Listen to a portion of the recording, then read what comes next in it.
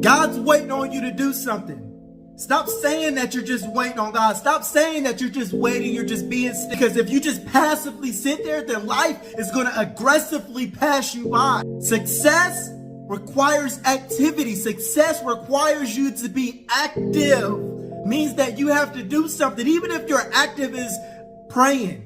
Even if your active is, okay, God, I love you. I'm thankful. I'm grateful today. Even if that's what you're doing actively, like you're actively doing something, but don't just sit there thinking that success is going to come sit on your doorstep. Let me tell you about the Midianites.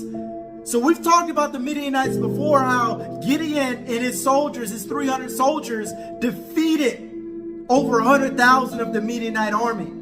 But let me tell you what happened in that situation, because I don't think we talked about it enough in the last video. So what really happened was, after God identified and said, hey, these are the ones that are hungry enough to get after what I'm going to ask them to get after. These are the ones that are going to face this situation with fearlessness and full faith and confidence that they are bred and created to do what After he identified them, the next thing that happened was Gideon gave them a plan. Gideon said, hey, next thing I need y'all to do is I need you to grab your torches and lanterns. I'm going to give you a trumpet.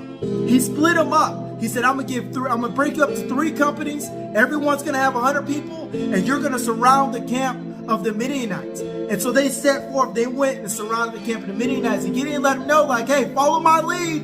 I'm going to tell you what to do. So they had an appointed leader. And their appointed leader said, okay, I'm going to tell you what to do. And all you got to do is follow my lead. And they were willing. They were ready. Broke jars on the ground.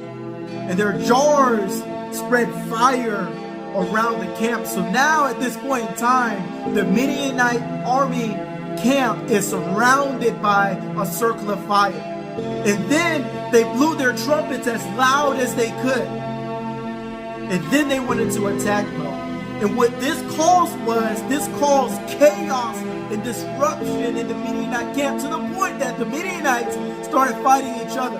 The Midianites started fleeing and trying to get away from the scene because they were so scared of what was actually happening. They had no idea. They were confused. There was disruption. But the one thing that happened, they made some noise. They were severely outnumbered.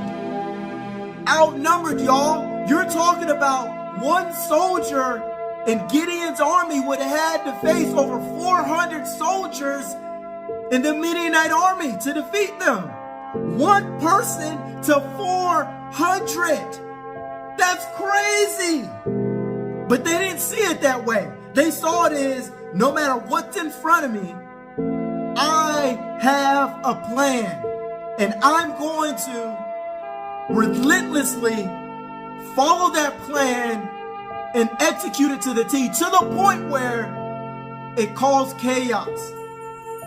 And so stop sitting in life, allowing life to pass you by and say, it's going to be what it is, or things are going to happen as it is. Sometimes you have to cause disruption. Sometimes you have to cause something to happen. Create some momentum, create some motion towards your goals, towards your benchmarks. And even after you obtain success once, we all know it takes so much more to continue to obtain that kind of success over time. And so even as you get there one time, you have to continue on. I want to tell you about this CEO. I was reading a book that she wrote. And she mentioned how she was running out of time and she would utilize opportunities such as car rides to take meetings, or on the plane sending emails. And then she said she still didn't have enough time. So the next thing that she did was she cut her hair off, because she realized that she was spending 45 minutes to an hour each morning doing her hair. And she said, my goals are so important to me that I'm going to cut my hair in order to make some more progress, because I need time. I'm not telling you to go out there and cut your hair, but I'm telling you that sometimes it takes sacrifice. And so if you're saying that, well, I don't have enough time to do these things, then what are you willing to give up? What are you willing to give up in order to obtain success in the future? What are you willing to give up in order to obtain your dream? Because your dream is right there, but you got to go pursue it. Your dream is there, but you have to actively go after it. And if you passively sit there, then life will aggressively pass you by. So do like Gideon and the 300 that were hungry. They went out there with a plan, and then they made some noise. Let's get after it. I'm out.